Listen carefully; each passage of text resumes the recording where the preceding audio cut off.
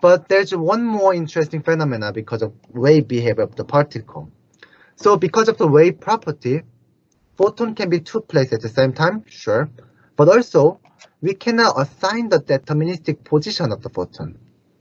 So when you look at this wave, we don't really know where exactly it is.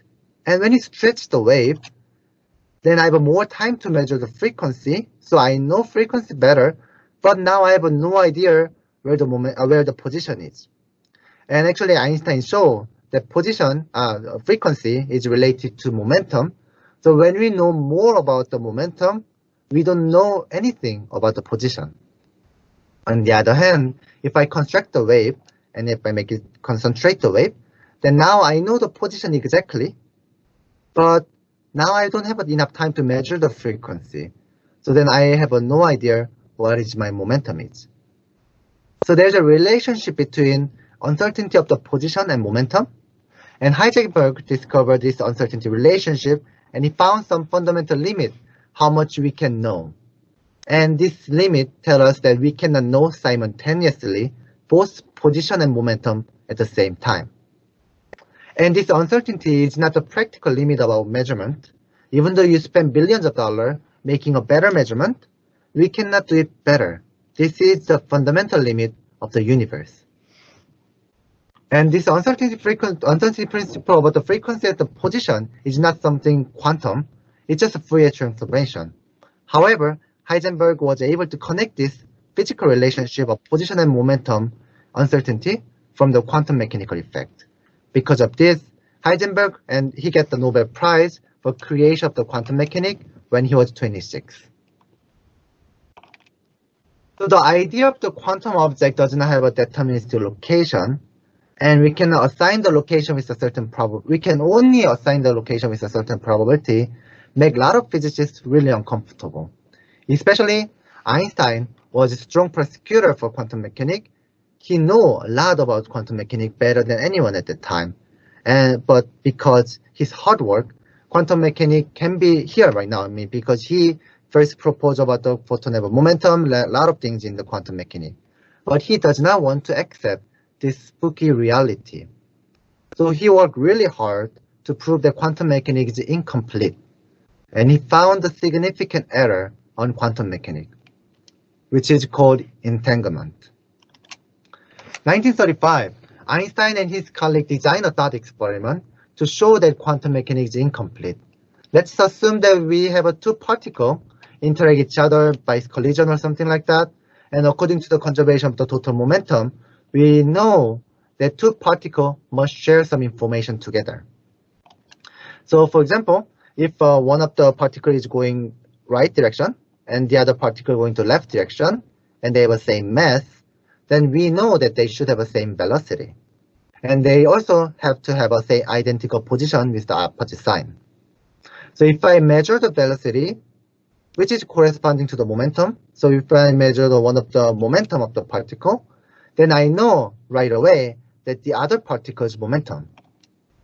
By simply measuring the position of that particle, now I know the both information about the position and momentum. So when I measure one momentum, I know right away the other momentum without even measuring the other particle. I just need to simply measure the position to know both information at the same time, which violate the uncertainty principle, which violate the quantum mechanics. Only way to save the quantum mechanics is that when I measure one particle, it must send some information to other particle and tell them that I measured. So then other object can stop being a wave. However, this must happen instantaneously, no matter how far the two objects is separated. So I put the one particle in the Earth, put one particle in the Mars. When they interact each other, nothing changes them. They have to somehow share the information faster than the speed of the light instantaneously, which is crazy to believe that it's really happening. So Einstein called it spooky action in the distance. And it sounds like Einstein is correct because it's insane to believe that they can affect each other with that separation. For 30 years, people discuss about how can we experiment to test these two ideas. Bell found something that there's two different result will come out from these two interpretations. So if Einstein is correct, then there will be no such thing as sending information faster than the speed of the light. So the two particles will only have a classical correlation. And if the quantum mechanics is correct, then two particles will send information to other party. So then two particles will have a more information than what Einstein predict. And he worked out some math, and he found that we can measure two particles together to see the correlation. And Alan S. Beck proposed using the entangled photon, we can show that if Einstein is correct, the correlation should be less than 2. And if quantum mechanics is correct, the correlation should be more than 2. Here's a moment of truth. What is the nature of the reality? So it was all philosophical concept until 1982, Alan S. Beck conducted the experiment, and he prepared the two entangled photon and measured the correlation, and then result was 2.697, which is a lot larger than 2. This surprised a lot of people, and we now must accept this spooky reality from the quantum mechanics. Now, because of the experimental test, almost everybody except quantum mechanics is true. 100 years of people debating about what's reality, what's a quantum mechanics, a lot of philosophical questions. A lot of questions actually remain unsolved. But now we must move on to new area. Some people call it second revolution of the quantum mechanics. I would like to call keep calm and calculate. Famous physicist Sean Carroll compare our time with the smartphone. So like we are using the smartphone to do the banking and communication without really understanding how the transistor work.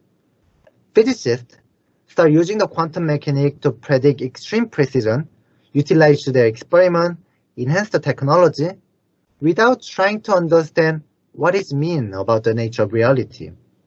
This starts the second chapter of quantum mechanics.